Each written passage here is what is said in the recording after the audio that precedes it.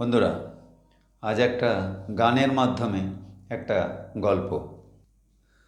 মানুষ হয়ে জন্ম নিয়েও নয় সে তবু মানুষ, স্বপ্ন যে তার হাওয়ায় ওড়া কাগজের এক ফানুষ।